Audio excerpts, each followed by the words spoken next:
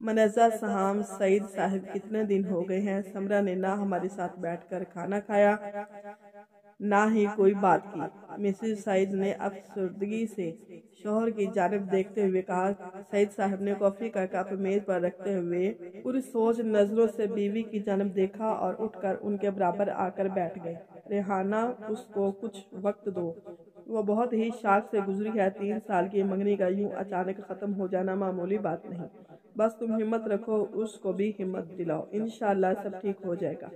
وہ متانت سے بولے ہوں۔ ریحانہ نے ایک لمبی سرد آہ بھری۔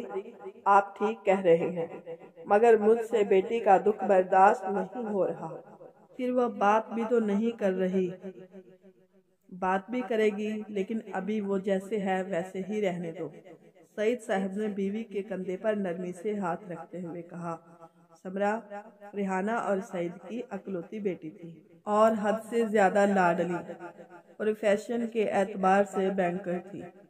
3 سال قبل اس کی منگنی اس کی پسند سے اس کے کولیگ فیصل سے طے پائی تھی۔ دونوں خاندان خوش تھے۔ جلد شادی کی تیاری شروع ہونے والی تھی کہ اچانک فیصل بنا کچھ بتائے USA چلا گیا اور وہاں پہنچ کر بذریعہ فون سمرہ کو بتا دیا کہ وہ اب اس کا انتظار نہ کرے، کیونکہ وہ اب واپس نہیں آئے گا۔ گرین کارڈ کے حصول کے لیے اس کو وہیں شادی بھی کرنی ہوگی۔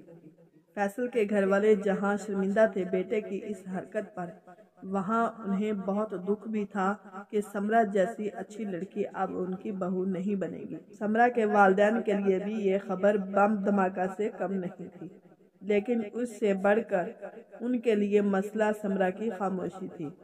جاب سے اس نے ریزائن کر دیا تھا اور سارا دن کمرے میں بند رہتی تھی۔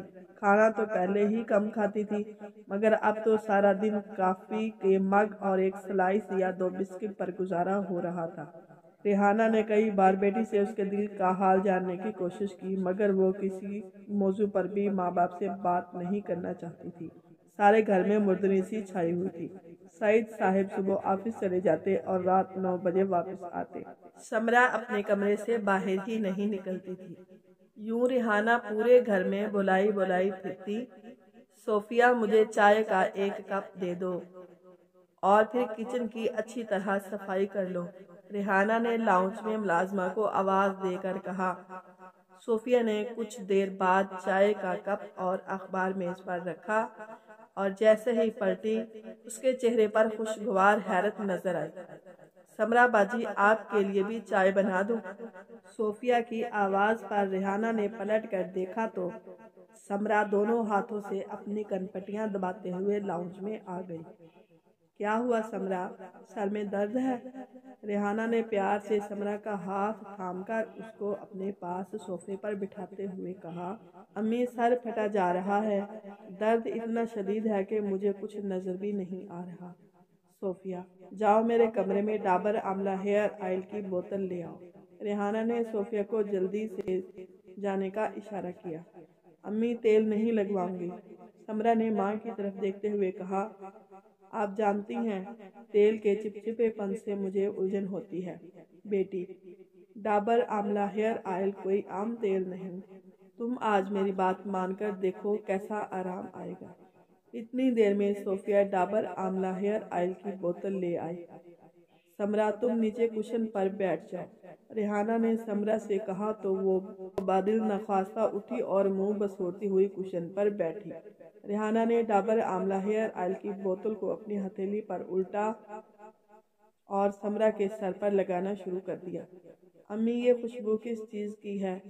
سمرہ نے آنکھیں بند کیے ماں سے پوچھا۔ بچے، یہ ڈابر آملہ ہیئر آئل کی خوشبو ہے، دیکھنا تمہاری آدھی تکلیف تو اس کی خوشبو سے ہی ختم ہو جائے گی۔ وہ مسکرائیں۔ سمرہ کے بال بالکل خشک اور روکھے ہو رہے تھے اور بری طرح الجھ رہے تھے۔ ریحانہ اب سمرہ کے سر پر باقاعدہ تیل لگاتی رہی اور وہ محسوس کرتی تھی کہ سمرہ کے تنے ہوئے تاثرات اب ڈھیلے پڑتے جا رہے ہیں۔ تمہیں پتہ ہے سمرہ، اماں بھی ہمیشہ ڈابر آملہ ہیئر آئل ہی ہم سب بہنوں کے سر پر لگایا کرتی تھی، اور جیسے تمہیں اس کی خوشبو اچھی لگی، مجھے بھی یہ خوشبو بے حد پسند ہے۔ आखिर माँ की भी तो याद दिलाती है। रिहाना ने बेटी के बालों की नोक पर प्यार से आयल लगाते हुए कहा। समरा ने अपने पांव पसार कर उन पर तकिया रखते हुए माँ से कहा, अम्मी सोफिया से कहें मुझे काफी बना दे। समरा की आवाज सुनकर ही सोफिया जिन की तरह हाजिर हो गई। जी बाजी अभी लाई, कहती वो किचन में घुस गई।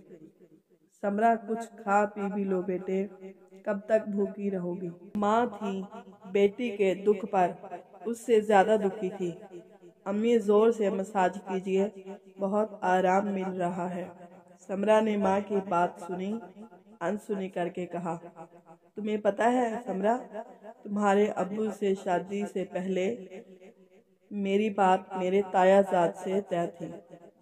क्या? समरा ने हैरत से सर घुमा कर माँ को देखा। हाँ बेटे, 6 साल हमारी बात पक्की रही, फिर उन्हें अपने पड़ोसन से इश्क हो गया और तुम्हारे नाना ने मेरी मंगनी तोड़कर तुम्हारे अब्बू से निकाह कर दिया। कुछ दिन में अफसुर्दा रही, फिर अम्मा के समझाने पर अक्ल में ये बात आ गई कि जो आपका था ही नहीं उसके लिए क्या रोना। उस जमाने में मेरे भी सर में बहुत दर्द रहता था, आंखें जलती रहती थी। तुम्हारी नानी रोज मेरे सर पर डाबर आमला हेयर ऑयल लगाती थी। मैं तो इतनी अच्छी मसाज नहीं करती जो वो करती थी। बस सर दर्द भी भाग गया और फिर कभी नहीं हुआ। रिहाना खिलखिला कर मुस्कुराई। अम्मी, अब्बू ने कभी आपसे ऐसी बात कोई नहीं की थी जिससे आपके सर में दर्द हो। समरा ने हंस कर माँ को देखा। बेटी को कितने दिनों बाद यूं खिलखिला कर हंसता देख कर रिहाना की आंखें नम हो गईं। मेरी जान, ये बताओ घर में डाबर आमला हेयर ऑयल की मसाज ज्यादा कौन करवाता है? अब्बू। समरा ने मुस्कुराती निगाहों से माँ को देखा और दोनों माँ बेटी खिलखिलाकर हंस पड़ी।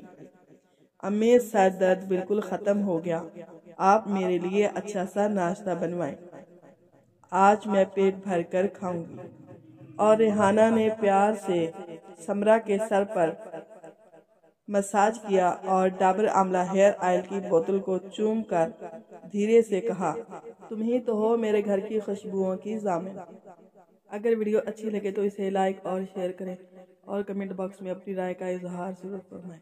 और हाँ, माही 786 यूट्यूब चैनल को सब्सक्राइब करना ना भूलें। अल्लाह हाफिज।